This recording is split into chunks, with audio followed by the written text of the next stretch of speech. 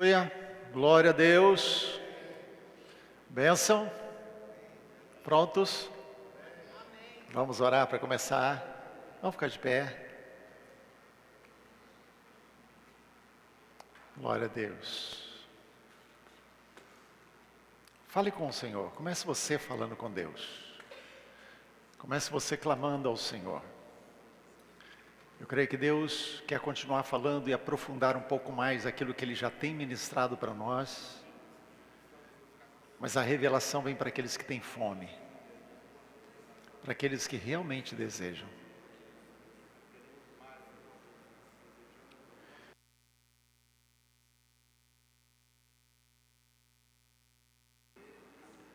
Oh Deus. Sim, Deus. Nós precisamos da revelação do Senhor. Por isso o clamor que fazemos nesse momento é: abra os olhos do nosso entendimento. Capacita-nos nessa hora, Senhor, para entendermos a altura, largura, profundidade, toda a dimensão do Teu amor. Compreendermos, ó Deus, aquilo que o Senhor deseja revelar. Por isso, Deus, em nome de Jesus, eu peço que o Senhor abra o nosso entendimento espiritual. Os nossos olhos espirituais sejam abertos, nossos ouvidos espirituais sejam abertos. O nosso coração, ó Deus, esteja pronto a receber aquilo que o Senhor quer dar. Para que seja uma noite, ó Deus, em que o Senhor seja glorificado. Não simplesmente porque falamos algumas coisas, mas porque o Senhor fez uma obra em nós. E a glória será tua. Nós pedimos em nome de Jesus. Amém. Amém? Podem sentar.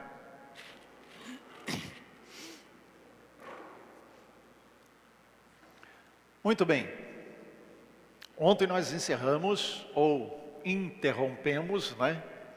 E hoje a gente vai dar continuidade naquilo e encerrar aquele tópico. Então eu preciso fazer uma retrospectiva para vocês entenderem, né, todo o sentido daquilo que a gente estava vendo. Apesar de que a semana inteira é tudo alinhado, né? Uma coisa ligada na outra. Mas a gente precisa ter uma noção do que veio ontem. Então vamos lá, no meio da crise, no meio da perseguição, no meio dos problemas, qual é o chamado do Senhor para nós? Fique firme. Nós não somos daqueles que retrocedem. Agora vamos ficar firmes como? Em primeiro lugar, olhando para Jesus, o autor e consumador da nossa fé. Em segundo lugar, sabendo que há uma nuvem de testemunhas, pessoas que creram sem ver aquilo que hoje nós vemos. E elas alcançaram a bênção por causa de nós. Como assim? A fé daquelas pessoas foi aperfeiçoada por nossa causa, porque se Jesus não tivesse vindo e nós não tivéssemos sido salvos, a fé que eles exercitaram teria sido vã. Entende isso? Então por isso a fé que eles exerceram lá, ela foi aperfeiçoada em nós. Então, nós estamos numa posição muito mais avançada que a deles. Glória a Deus. A gente pode olhar para alguns personagens bíblicos, né? A gente brincou com isso ontem, né? A gente olha para Moisés, Abraão, Davi, né? Davi, segundo o coração de Deus, né? O auge está lá em cima. E a gente pensa nessas coisas. Mas nós estamos numa posição muito mais avançada que eles. Por quê? Porque nós vimos o cumprimento da promessa. Eles sonharam com a promessa. Ainda que Davi era um rei, sacerdote e profeta, né, e ele profetizou muitas coisas, e está na palavra, principalmente sobre Jesus, ele deixou salmos, né, a gente sabe que nós temos um privilégio maior do que o dele, estamos mais à frente, não é? Glória a Deus por isso. Qual foi o exemplo que Jesus deixou para nós, para que a gente olhasse para ele fixamente? A recompensa. Jesus olhava fixamente para a recompensa. Nós precisamos olhar fixamente para Ele. Ele é o nosso alvo, amém? Mas Jesus é o exemplo para nós, porque Ele sabia qual era a recompensa. Ele recebeu uma proposta. O Pai fez uma proposta para Ele. Olha, você vai ter um penoso trabalho. Você vai ter um penoso trabalho. Mas o fruto que você vai colher desse penoso trabalho vai valer a pena. Então Jesus teve que percorrer ou correr a carreira cristã, que foi penosa, para alcançar o alvo que somos nós. Amém? Da mesma forma, Jesus é exemplo para nós, por quê? Porque nós precisamos olhar para a proposta. Qual é a proposta de Deus para mim e para você? Você verá o fruto do seu penoso trabalho e vai colher esses frutos. Você não entendeu? Bom, aqui deve ter um monte de gente que está passando uma boa, não passa problema, não enfrenta crise, não tem disciplina de Deus, não tem nada, né? Porque eu estou dizendo para você que o que você pena, que eu peno, o que eu e você passamos de ruim nesse mundo, que a gente, às vezes a gente quer ver acabar, né? Jesus volta logo, né? Mas esse penoso trabalho que nós temos de ser fiéis a Deus, no meio disso tudo, esse penoso trabalho vai trazer um fruto. Quais são os frutos? Céu, Sião, Deus, presença dEle. Não vai ter mais pecado, o diabo não vai estar lá para tentar. Já pensou? Hã? Graças a Deus por isso. Glória a Deus. Então lembre-se sempre de uma coisa: olhe para esse alvo final. Existe a recompensa. Se eu e você mantivermos o nosso olhar na recompensa, e a Bíblia muitas vezes chama a recompensa de galardão, a palavra usada é galardão. Se nós mantivermos também os nossos olhos postos no galardão, na recompensa, isso nos encoraja, isso nos deixa firmes, porque a gente sabe que o que a gente está passando, o que a gente enfrenta, e muitas vezes a luta para manter uma vida reta num mundo tão corrompido, vale a pena, porque o que vem depois é muito melhor. Amém? Então a gente precisa sempre ter isso em mente. Você também tem uma proposta do Pai, então lembre-se, você é espírito e você é eterno. Você não é eterno porque já existiu, sempre existia como Deus, mas você é eterno porque Deus te criou para nunca mais deixar de existir. Mas a gente perde de vista essas duas coisas. A gente perde de vista o fato de que nós somos espirituais, por isso a gente não percebe a questão do ambiente espiritual onde a gente está. Da mesma forma, a gente perde de vista que nós somos eternos. Aliás, esse é um tema que eu quero falar aí nos próximos domingos, né? Ainda não defini se é nesse próximo domingo ainda, se no outro, né? Mas vamos falar sobre o céu. Glória a Deus, né? Você gosta de ouvir sobre o céu? Eu também. O grande problema é que para falar do céu, você tem que falar do outro lado. Você tem que falar do inferno. Você só tem noção da grandiosidade do céu quando você percebe que está perdendo, se for para o outro lado. Mas a gente vai falar sobre isso, vamos lá. Vamos avançar, que eu estou só resumindo para a introdução aqui. Então ele diz, deixemos o peso, as coisas que nos atrapalham, que nos tornam lerdos, que nos fazem andar devagar.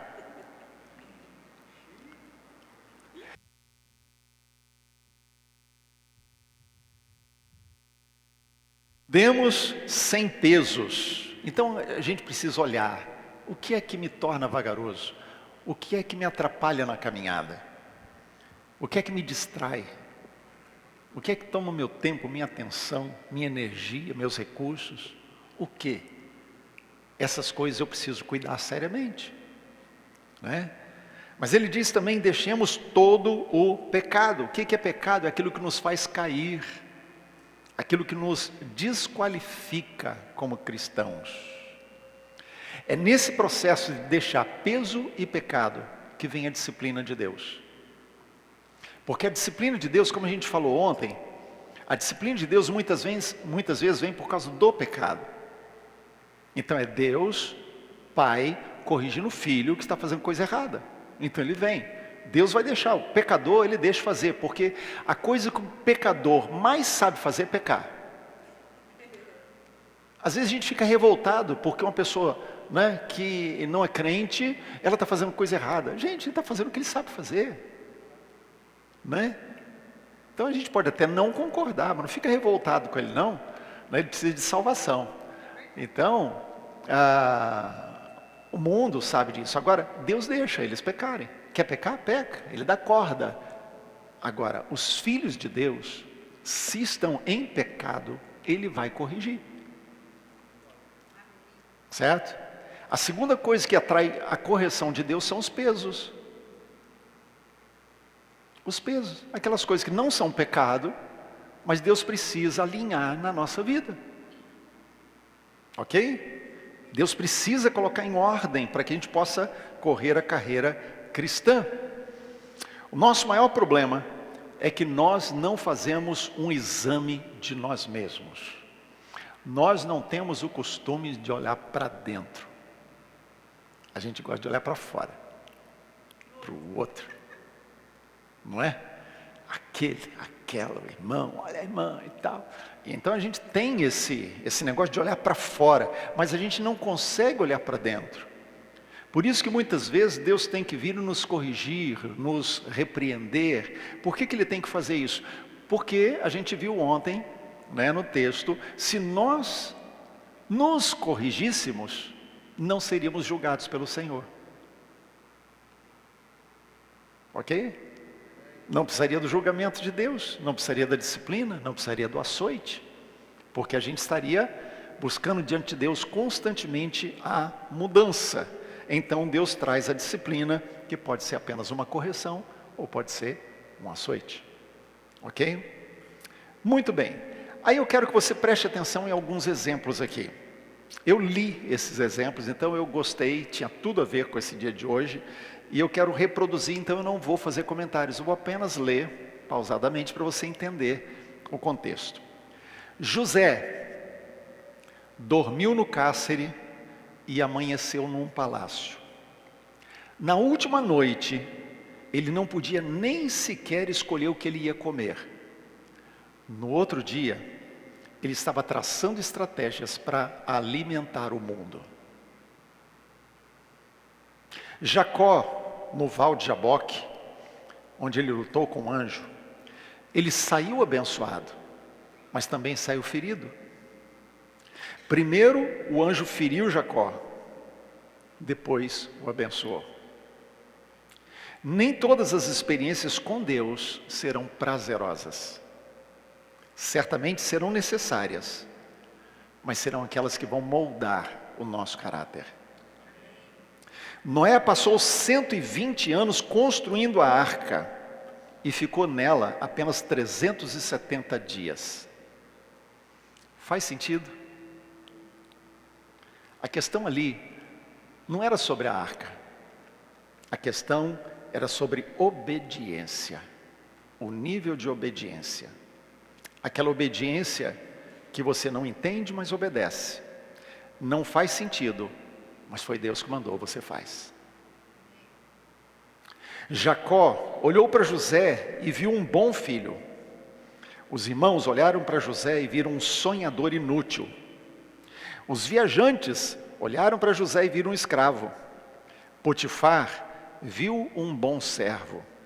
A mulher de Potifar viu um amante em potencial. Mas Deus viu um governador em José. Ventos fortes também ajudam na rota. O vento pode direcionar e trazer de volta ao propósito. Aquilo que para você pode ser um tornado, uma bagunça, um furacão, é apenas Deus colocando as coisas no lugar. O que acontece quando uma árvore é transplantada constantemente? As suas raízes atrofiam e acabam morrendo. Em situações difíceis, uma planta afunda ou aprofunda mais as suas raízes. Deus usa as adversidades para te fazer mais forte.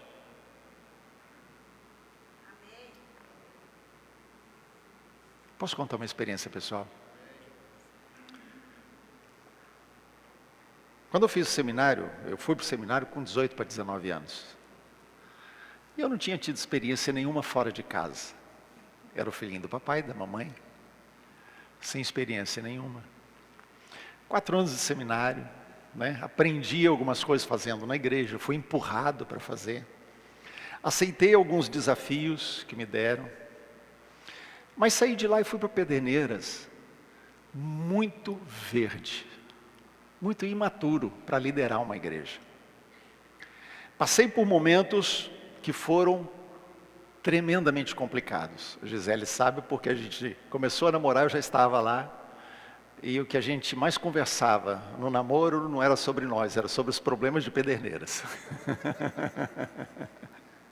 Eram os problemas que eu estava enfrentando lá. Mas teve alguns momentos em que eu pensei, vou arrumar minha trouxa e vou voltar para a casa da mamãe. Alguns momentos eu pensei, vou desistir, isso não é para mim. Mas se eu tivesse desistido, eu não estaria aqui hoje. Deus usou aquelas crises na minha vida, e hoje eu olho para trás. Deus usou aquelas crises para forjar o meu caráter e preparar a minha vida. Por isso que a Bíblia diz que a disciplina, por um momento, ela parece ser ruim, parece ser motivo de tristeza, mas depois ela produz frutos pacíficos, bons, de justiça, porque elas nos forjam na perseverança. É para a perseverança que Deus nos disciplina. Então eu não estava vivendo em pecado, mas eu precisava ser corrigido e alinhado por Deus. Então o que Deus fez? Me pôs no fogo. Me pôs no fogo. E é assim que Deus faz muitas vezes. Ele põe a gente no fogo, Ele põe a gente em situações difíceis para forjar, para moldar. Amém? Davi aprendeu na pressão, no fogo. Não é assim? Deus colocou um líder sobre ele, que era terrível. Saul atirava lança toda hora, queria matar, perseguiu, foi no deserto, ia até a extremidade da nação procurando Davi, e ele só não alcançou Davi para matar Davi, porque Deus colocou o inimigo invadindo o outro lado da nação, ele teve que voltar com os seus homens para lutar. Então, Davi teve que aprender no meio da pressão. Esses dias recebi uma postagem, eu não sou muito de ficar olhando coisas de WhatsApp não, né? Só quando a mensagem é séria que os irmãos mandam, né? Mas aí eu recebi uma imagem muito interessante sobre lagosta, né? Manuel que mandou. E eu achei tão interessante porque casava, e eu coloquei aqui um ponto final aqui. A lagosta, eu vou tentar reproduzir, viu gente? A lagosta, ela é muito mole. Ela é muito mole. O corpo dela é muito mole. Mas a casca dela é muito dura. E a casca dela não aumenta. E aí você pode perguntar, mas como é que ela faz para crescer se a casca é muito dura e não aumenta? A questão é que, quando ela cresce e começa a ficar apertado ali, então ela vai, se esconde dos predadores, quebra aquela casca, se desfaz dela, e então começa a formar uma nova casca, maior. E aí, continua o processo, e ela começa a crescer outra vez, e então a casca fica pequena, mas é muito dura, não quebra, então ela tem que se desfazer da casca, ela vai e se esconde, no meio das pressões é que ela cresce. Tem muitas aplicações aqui, mas eu quero dizer algumas, inclusive, que é colocado naquele vídeo que eu achei interessante. A pressão e o estresse nos fazem crescer. Para nós é fácil correr para o médico, é fácil correr para o pastor, é fácil correr para o psicólogo, é fácil correr para um ajudante, para o intercessor, para a farmácia tomar um remédio. É fácil. A gente se livra rápido e põe nas costas do outro. Mas Deus nos permite passar por isso, para forjar a nossa vida, para a gente crescer. Amém? Para a gente crescer. Eu creio que é por isso que essa geração tem sido chamada de geração Nutella.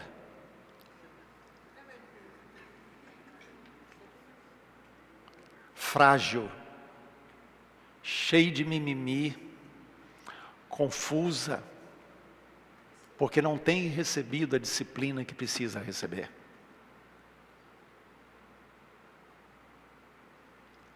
E aí nós estamos vendo surgir uma geração toda sem identidade, sem coragem, sem postura, e serão os líderes de amanhã.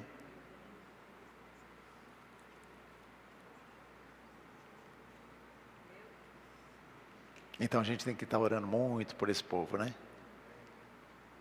Tem que estar orando muito por esse tempo aí. Mas vamos lá, entrando no ponto 3 então, que é o de hoje. Antes de entrar, então, eu quero colocar algo para vocês. Se alguém quiser fazer alguma pergunta ou falar alguma coisa, por favor, levanta a mão, tá bom?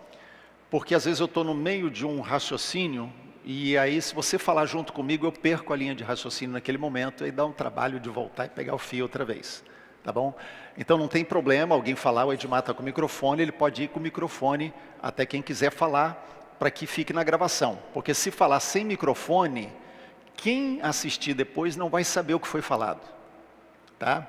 Então se quiser falar alguma coisa ou perguntar alguma coisa, levanta a mão, na hora que eu perceber que dá para liberar para falar, o Edmar leva o microfone até você. Tá bom? Então vamos lá, hoje vamos falar sobre o fruto do arrependimento, e vamos ver Hebreus capítulo 12, os versos 11, 12 e 13. Hebreus, abre a sua Bíblia, porque vai ser na Bíblia que a gente vai ler. Hebreus capítulo 12, os versos 11 a 13. Nenhuma disciplina parece ser motivo de alegria no momento, mas sim de tristeza. Mais tarde, porém, produz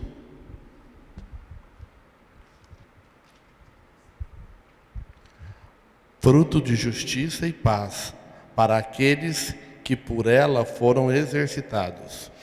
Portanto, fortaleçam as mãos enfraquecidas e os joelhos vacilantes.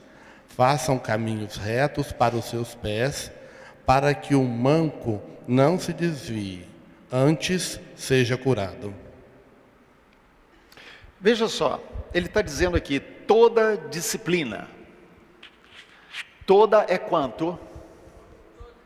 Toda, para mim, sempre foi toda. Tá? No meu dicionário, toda significa toda.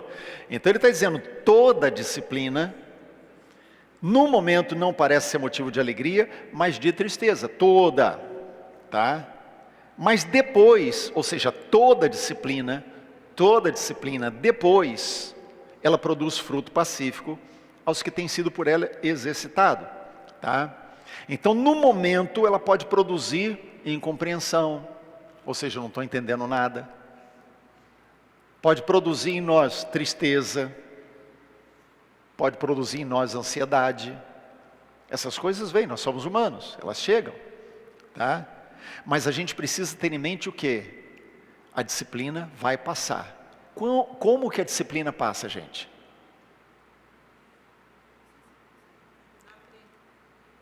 Quando a gente se arrepende rápido. A forma mais rápida da disciplina acabar é a gente se arrepender. Ou arrepender por causa do pecado, ou arrepender porque está carregando um peso que não devia. Ok? Mas ela produz fruto pacífico. Pacífico aqui é tranquilo, né? E ele diz assim, aos que têm sido por ela exercitado. Então vamos pegar o princípio outra vez, gente, que eu estava falando agorinha mesmo com aquelas citações. A questão é a seguinte, por exemplo, se você vai na academia, por exemplo, você precisa fazer o quê? Exercitar e aumentar o peso, né, o tempo muitas vezes de esteira, né? Enfim, você tem que exercitar, porque senão não adianta. Você chegar na academia, você ficar sentado no banco admirando os que estão fazendo aquilo lá, não vai adiantar nada para você, certo? Se você, por exemplo, vamos imaginar, precisou imobilizar uma perna, por exemplo, ou um braço, né, por um tempinho, por algum motivo, uma luxação, uma fratura, enfim, qualquer motivo que seja. O que vai acontecer? Vai atrofiar, não é isso? Aí o que vai ter que fazer? Fisioterapia e exercício. Para quê? Para ganhar músculo, para recuperar os músculos. Então essa é a questão que ele está dizendo aqui, tem que ser exercitado. Deus traz a disciplina como exercício para nós. Exercício, guarda essa palavra. Microfone, por Edmar, para o Oséias. Exercício, para a gente ganhar músculo espiritual e emocional. Só um detalhe para eu ver se o meu raciocínio está certo. Os embaraços que são tratados, então tem a disciplina, a correção e o açoite. Correção. A correção que são aqueles embaraços que podem me tornar mais lento. Não. Correção. Não, correção não. Os embaraços, os pesos. Sim, isso. Que me tornam lento. Eles apenas me tornam lento ou são situações que me levam para fora de um propósito que Deus tem para mim? Ele enquadraria aí, ou ele enquadra na parte de cima, que seria pecado, porque eu sei que Deus quer que eu vá para Nínive e eu estou indo para Jope? Eu ir para Jope e não para Nínive é pecado, eu estou em desobediência declarada. O peso é aquilo que pode sim me afastar do propósito de Deus por causa da lentidão. Eu estou parado, eu não estou andando, né? Eu estou engatinhando quando eu deveria estar andando rápido. Então, era para eu estar lá no Edmar, mas ainda estou aqui. Por quê? Porque eu estou tão pesado, estou carregando tanto peso que eu tenho que andar muito devagarzinho e eu vou levar uma semana para chegar nele, quando eu podia chegar em 1 hora. Isso é o peso. Tá? Então, de qualquer forma, eu preciso da disciplina por causa do alinhamento, certo? Então, Deus manda a disciplina para nos exercitar e nos tornar mais fortes. Fortalecer a nossa alma, fortalecer o nosso espírito. Vamos ler aí Isaías 35, verso 3.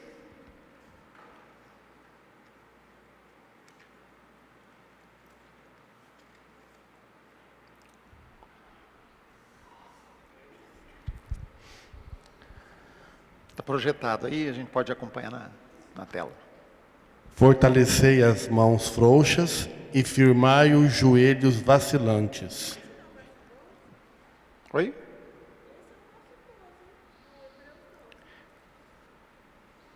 Não, é a mesma fala em Isaías. É exatamente isso que eu ia chamar a atenção. Isaías 35, 3 é o que foi citado pelo autor de Hebreus. Ele está dizendo, fortaleceis as mãos frouxas, ou seja, exercita as mãos e os joelhos. Não é? Quando a gente fala de mãos, a gente está falando de serviço, do que eu posso fazer.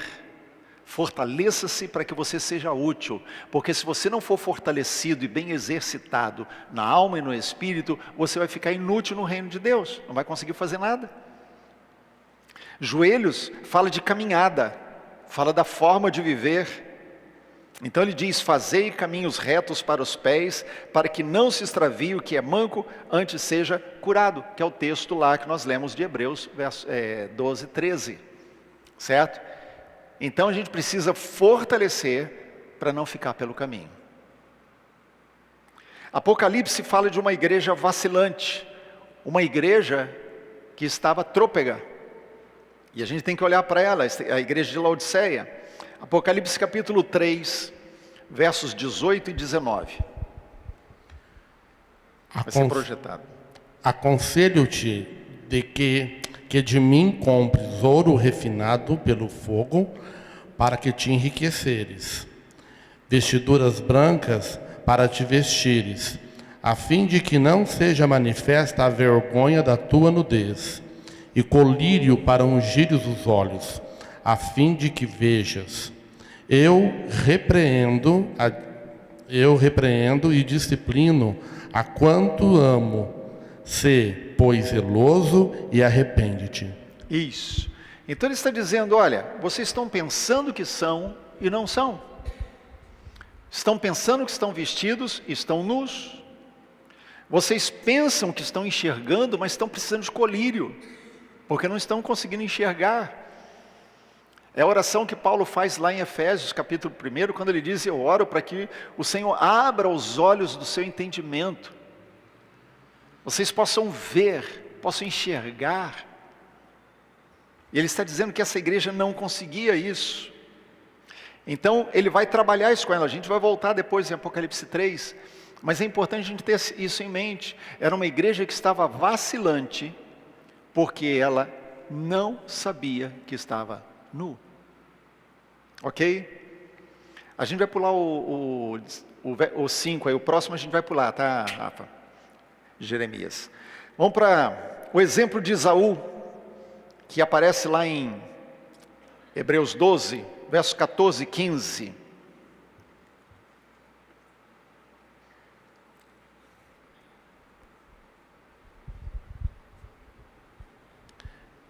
Esforcem-se para viver em paz com todos e para serem santos. Sem santidade ninguém verá o Senhor. Cuidem que ninguém se exclua da graça de Deus, que nenhuma raiz de amargura brote e cause perturbação, contaminando muitos. Isso. A gente vai chegar no exemplo de Saul a partir desse ponto. Por quê? Porque ele está falando, olha, há algo que precisa acontecer na vida de vocês para que vocês não cheguem no estágio de Esaú. O que ele fala de Esaú? Que Esaú trocou a sua primogenitura por um prato de lentilha, não é? Ou seja, Esaú fugiu da responsabilidade, queria o prazer do momento, a satisfação de uma necessidade momentânea, e então ele abriu mão de algo espiritual em troca de algo material. Depois ele quis buscar a bênção e não conseguiu, não tinha mais jeito. E ele quis se arrepender do que fez, mas não encontrou lugar de arrependimento. Isso acontece quando o nosso coração vai sendo cauterizado, vai ficando insensível. Tá? Então, ele está dizendo aqui, ó, cuidado para vocês não chegarem nisso. Sigam a paz com todos e a santificação, sem a qual ninguém verá o Senhor.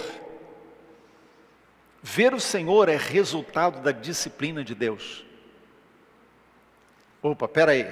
Então eu estou encontrando um outro alvo para nós. Porque eu estou vendo aqui que quando eu sou disciplinado, um dos resultados do fruto que eu recebo da disciplina de Deus é que Deus se revela para mim. Quando eu permito Deus me disciplinar, e lembra, Deus usa o irmão para isso? Né? Então, quando eu permito Deus me disciplinar, Ele começa a se revelar para mim. A revelação de Deus para mim é resultado da disciplina que Ele faz. Então Ele diz, atentando diligentemente para que ninguém seja faltoso. Essa palavra faltoso, ela tem o significado de chegar atrasado. Entenderam por que eu falo, gente, vamos chegar na hora do culto? Né? Chegar atrasado, por quê? Porque ficou lento demais. Se distraiu com outras coisas e não aproveitou o tempo como deveria aproveitar. Ok? Faltoso é ficar para trás, é falhar na caminhada. Ele diz, então, atentem diligentemente para que ninguém fique para trás, ninguém falhe, ninguém chegue atrasado, ficando separado da graça de Deus. Ei, peraí. Ficar separado da graça de Deus, como é que é esse negócio? Existe a graça, que é a graça salvadora. Existe a graça, que é a graça capacitadora. Eu posso perder a graça capacitadora de Deus. Eu posso desprezar a graça capacitadora. Então o Espírito de Deus, Ele quer vir sobre a minha vida como Ele veio sobre Jesus. Repousará sobre Ele o Espírito do Senhor. Então o Espírito do Senhor quer fazer na minha vida a mesma coisa que fez na vida de Jesus. Amém? Mas eu posso recusar. Eu posso perder isso.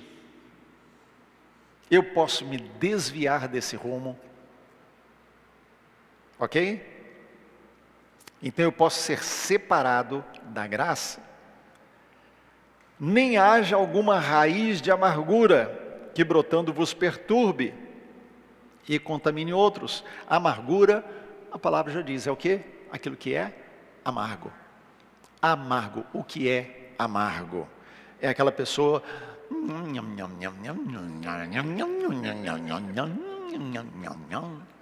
Conhece alguém assim? Não, né? Ninguém conhece aqui. Não. Bauru é a cidade assim, não tem esse tipo de coisa. Então é isso que ele está falando nesse verso 14 e 15. Vamos voltar lá para o Isaías 35. Isaías 35, os versos 3, 4, 5 e 6. 3 a 6. Fortalecei as mãos frouxas e firmai os joelhos vacilantes. Dizei aos desalentados de coração: sede fortes, não temais. Eis o vosso Deus, a vingança vem, a retribuição de Deus. Ele vem e vos salvará. Então se abrirão os olhos dos cegos e se desimpedirão os ouvidos dos surdos.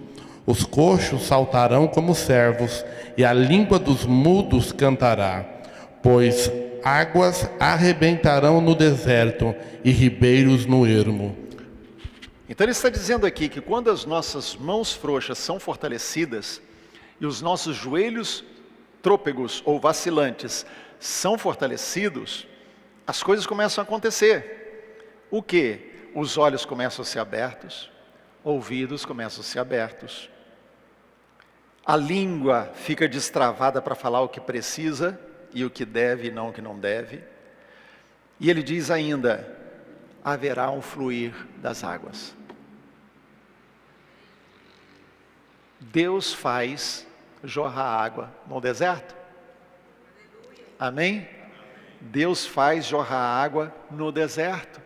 Qual deserto? Faz assim. Faz assim. Tem gente com medo de fazer assim. Faz assim. Isso. Agora faz assim, nesse deserto. Ele está dizendo aqui que faz jorrar água no deserto. Ok? Mas para que haja esse jorrar de águas no deserto e ribeiros no ermo, é necessário o quê? Fortalecer as mãos descaídas e os joelhos trôpegos. E como é que isso é fortalecido? Pela disciplina do Senhor. A disciplina de Deus faz isso. Era isso que a igreja de Laodiceia, lá de Apocalipse 3, precisava. O problema deles não era uma surdez física. Não é que eles eram cegos físicos, mas eram no coração. Vamos ver o verso de número 8 aí de Isaías 43, vai ser projetado também.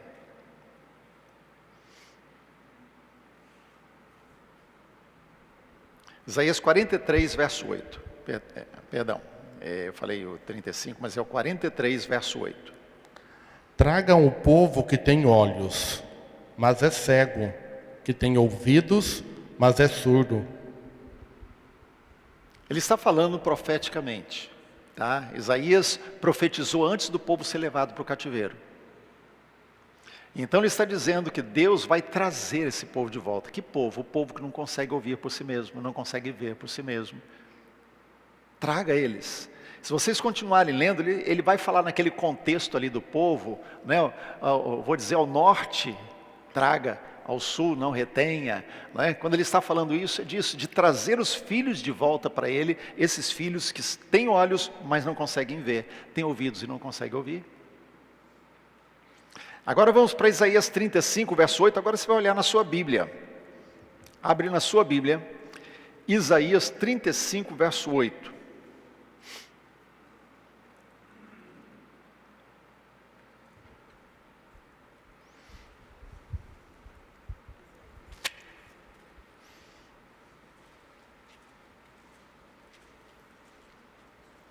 Isaías capítulo 35, verso 8.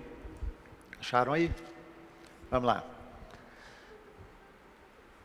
E ali haverá uma grande estrada, um caminho que será chamado caminho de santidade. Os impuros não passarão por ele, servirá apenas para os que são do caminho. Os insensatos não o tomarão. Veja só, ele está dizendo aí que há um caminho. De que ele está falando? O contexto do capítulo 35 de Isaías é Sião. Sião é casa de Deus, ok? É lugar da habitação de Deus, o lugar da manifestação de Deus. A gente vai falar sobre isso amanhã. Aliás, eu não vejo a hora de chegar amanhã, gente. Eu acho que a gente vai chegar no ponto mais alto amanhã. Mas ele está falando, está indo rápido, né? Eu também estou achando. Vamos lá.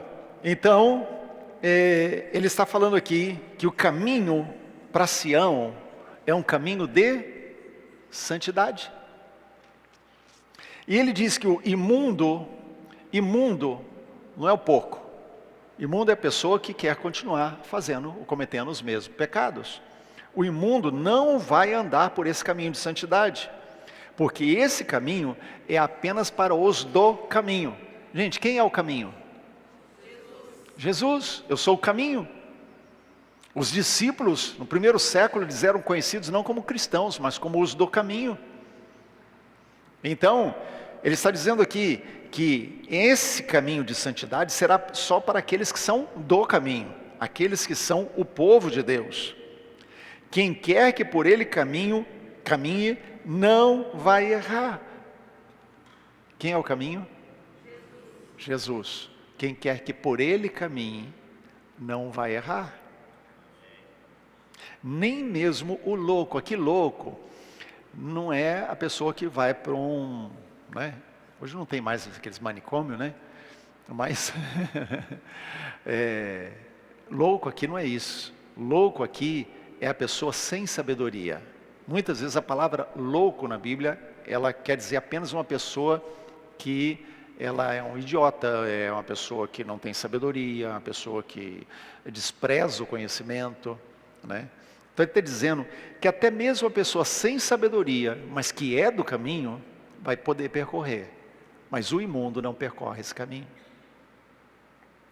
Então ele está falando de um nível de vida diferente. Mateus capítulo 7, versos 13 e 14, vai ser projetado aí.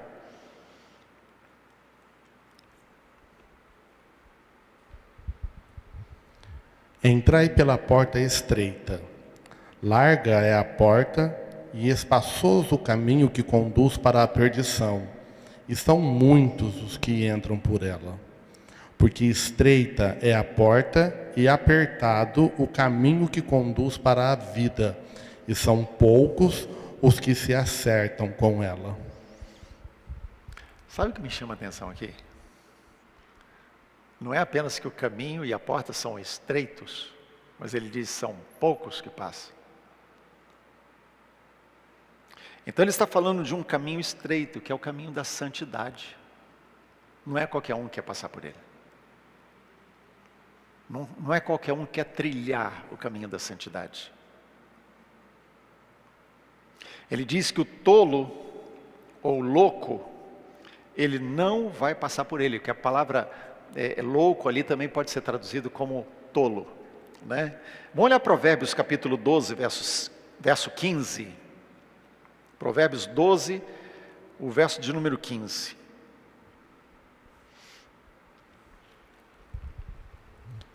O caminho do tolo é certo aos seus próprios olhos. Repete para nós. O caminho do tolo é certo aos seus próprios olhos. Repete outra vez. O caminho do tolo é certo aos seus próprios olhos. Pode ser mais uma vez. O caminho do tolo é certo aos seus próprios olhos. A roupa nova do rei. Acha que está vestido, mas não está. Acha que enxerga, mas não enxerga. Acha que ouve Deus, mas não ouve.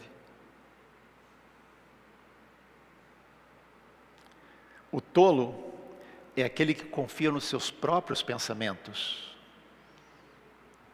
porque não se submete à disciplina de Deus.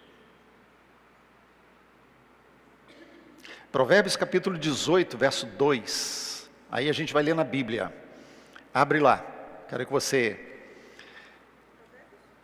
Provérbios 18, verso 2.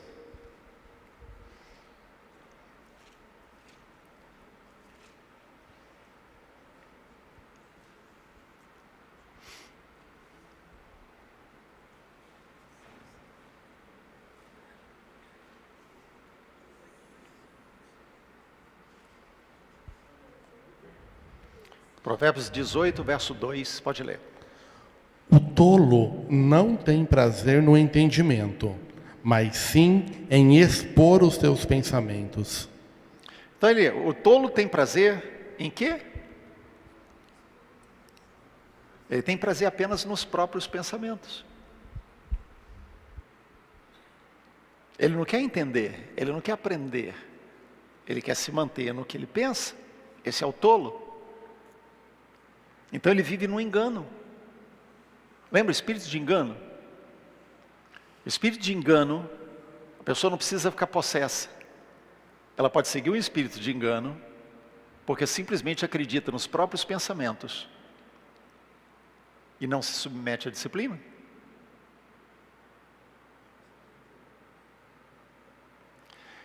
Correção sem arrependimento não tem valor nenhum. Guarda isso. Não é? Imagina você, né, tem filho pequeno, por exemplo, aí vai disciplina o filho, né, mas ele não se arrepende, daqui a pouco está fazendo a mesma coisa. Aí você corrige, está fazendo a mesma coisa. Corrige, está fazendo a mesma coisa. Teve valor a correção? Não teve. Aliás, a gente esteve fazendo um treinamento lá em São Paulo com o profeta Kevin, né, sobre temperamentos e tal. Quem fez na CAL, DNA, a gente trata desse assunto. E foi muito interessante. Uma coisa que ele falou é a seguinte: até os pais precisam entender o temperamento dos filhos para saber como corrigir. Porque imagina, se o seu filho, ele é um face de águia, né, o face de águia, que é o melancólico, ele gosta de quê? De ficar sozinho. Ele gosta de ficar na dele, fazendo as coisas dele. Aí de repente o pai vem e fala assim: meu filho, você não devia ter feito isso, está errado. Então agora, como disciplina, você vai ficar sentado sozinho lá no seu quarto. Pronto, fez o que ele queria. Entendeu? Então a gente tem que entender o temperamento dos filhos também, para saber como é que a gente vai disciplinar, né? Então, a disciplina, se não produzir o arrependimento, ou se a pessoa, tendo a disciplina sobre si, ela não se arrepender, a disciplina não valeu de nada. Por isso que muitas vezes Deus, disciplina, a gente fica perguntando: Deus, mas quando isso vai acabar? Ele fala assim: quando você se arrepender. Porque enquanto não arrepender, a disciplina não tem valor.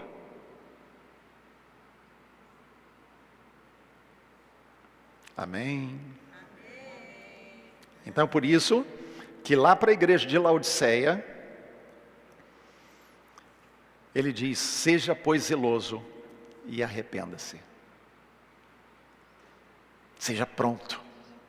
Zeloso quer dizer também tenha paixão.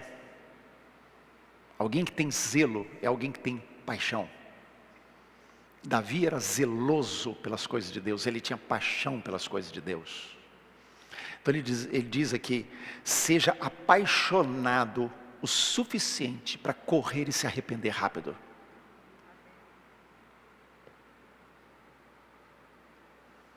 O que é arrependimento? Arrependimento é mudança de coração, mudança de posição, mudança de entendimento, de mente, mudança no coração. Há um verso que eu li umas semanas atrás, estava lendo ele e eu achei muito interessante. Já tinha ouvido alguma coisa, mas achei interessante. 1 João capítulo 3, verso 2 vai ser projetado. E aí, quando projetar, mantém o texto lá na tela. João capítulo 3, verso 2. Amados, agora somos filhos de Deus e ainda não se manifestou o que haveremos de ser. Sabemos que, quando Ele se manifestar, seremos semelhantes a Ele, porque haveremos de vê-lo como Ele é. Presta atenção no texto. É um texto glorioso, não é? Seremos semelhantes a Ele. Sim ou não? Sim. Gente, eu acho que vocês não estão acreditando no que a Bíblia diz. O texto está dizendo, vocês estão esperando a pegadinha, né? Eu estou olhando assim. O texto está dizendo, ainda não se manifestou o que haveremos de ser. Mas quando Ele vier, quando Ele se manifestar, nós seremos semelhantes a Ele. Sabe o que isso quer dizer? Que um dos dois vai ter que mudar. E não vai ser Ele.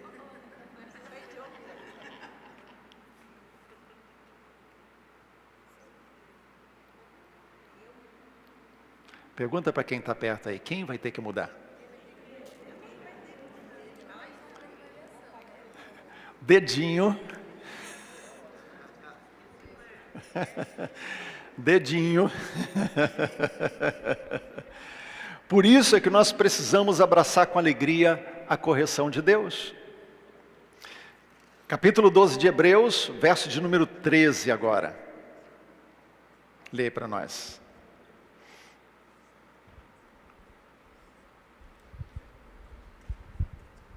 Hebreus 12, verso 13.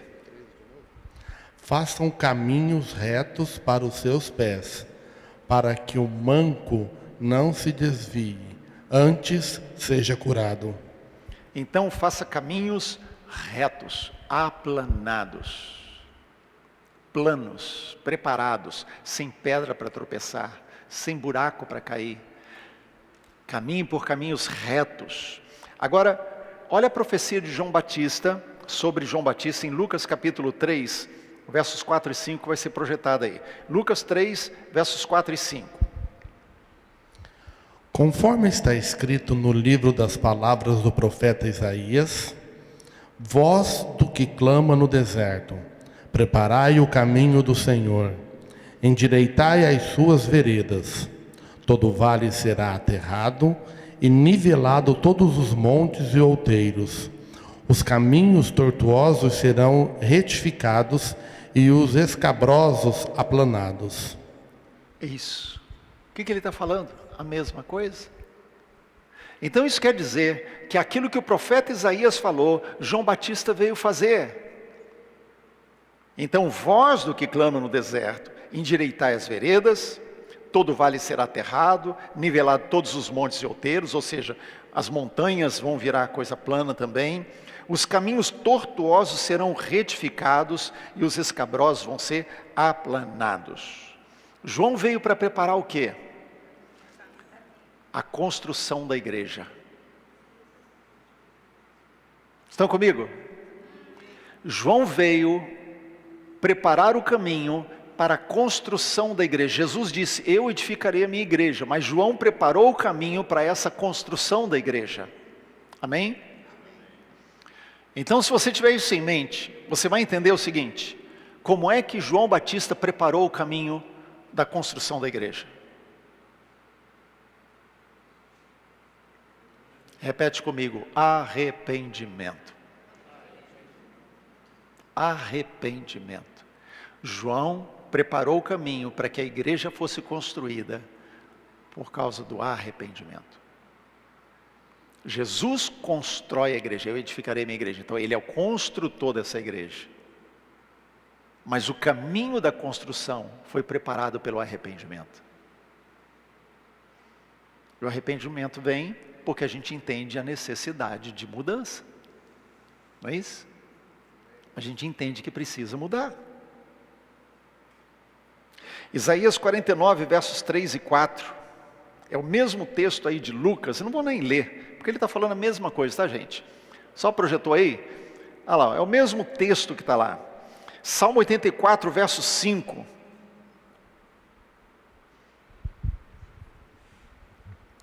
Bem-aventurado o homem cuja força está em ti, em cujo coração se encontram os caminhos aplanados. Em cujo coração.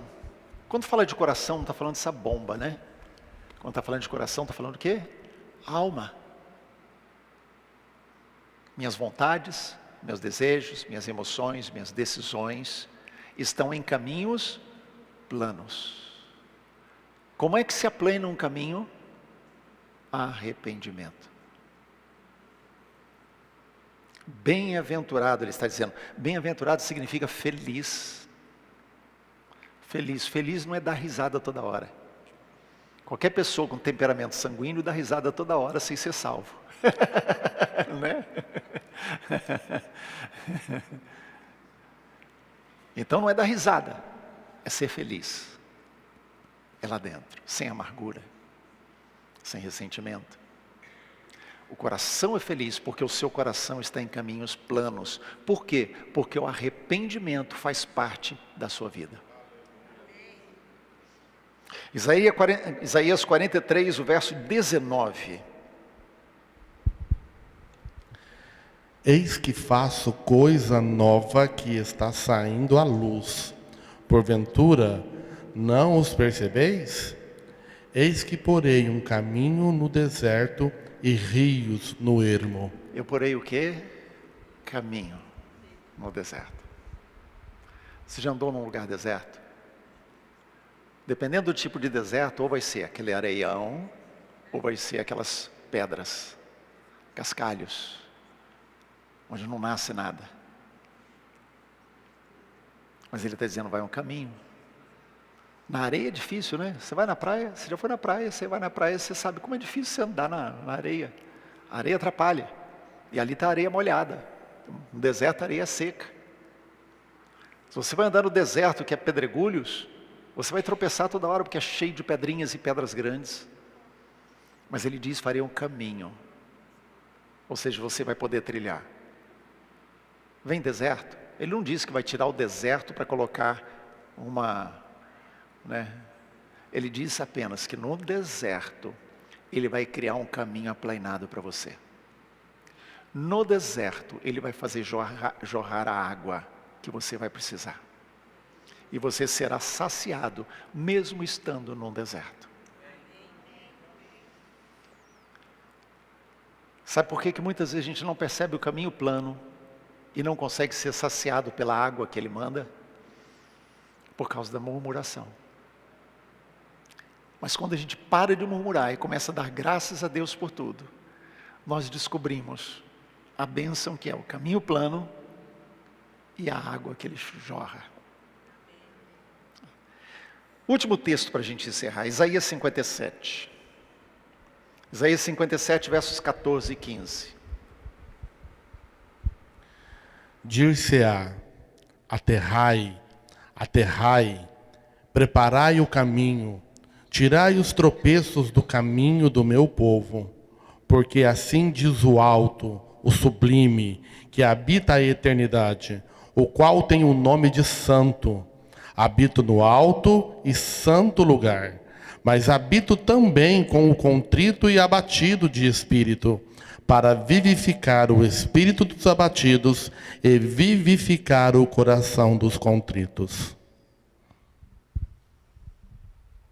Glória a Deus. Ele está dizendo que ele é aquele que aplana o caminho, faz rios jorrar no deserto, mas ele faz isso para o contrito de coração. O que se quebranta. O caminho do arrependimento, que torna os caminhos planos para nós, é o caminho do quebrantamento. É quando eu entendo, reconheço, me quebro diante do Senhor. Quando eu corro para me arrepender, quando eu corro para me prostrar diante do Senhor. E não vou nem dizer corro para chorar, porque qualquer face de água chora fácil, né? É só pensar um pouquinho, daqui a pouco está uma lágrima descendo. Então não é simplesmente chorar, mas é o quebrantamento do coração. De quem diz, Deus, eu ainda estou longe de ter o caráter de Cristo. Eu ainda tenho pesos na minha vida que precisam ser tirados. Eu ainda tenho pecados que precisam ser tratados. Traz a correção que eu preciso, mas me ajuda a me arrepender rápido. Me ajuda a correr quebrantado para a cruz, para encontrar o lugar de arrependimento, para que eu não seja como Esaú, que quando quis se arrepender, o coração já estava tão endurecido, que não encontrou mais.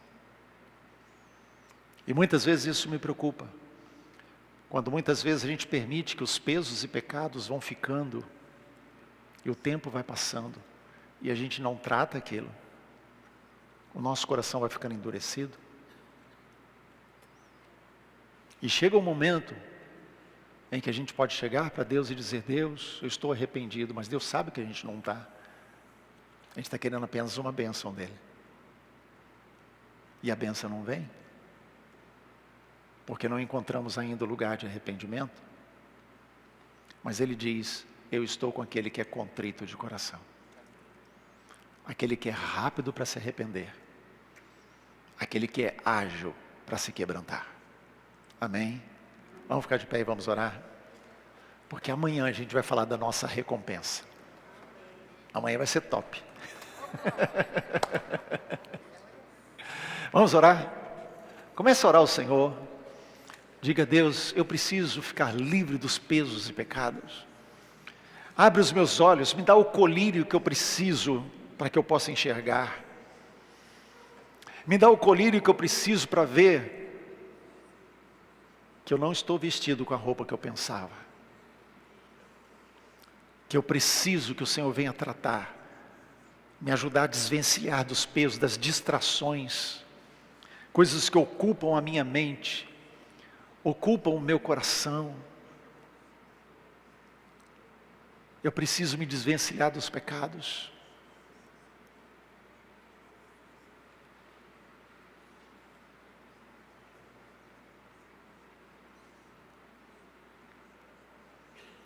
Fale com Ele, porque Ele é poderoso para fazer todo o trabalho de limpeza. Ele pagou o preço na cruz. Ele pagou o preço na cruz. Ele fez tudo que era preciso. Tudo que eu e você precisamos é o quebrantamento e correr para os pés dEle. É encontrar o lugar do arrependimento. O poder da cruz, o poder do sangue de Jesus é suficiente para desfazer todo o peso e todo o pecado.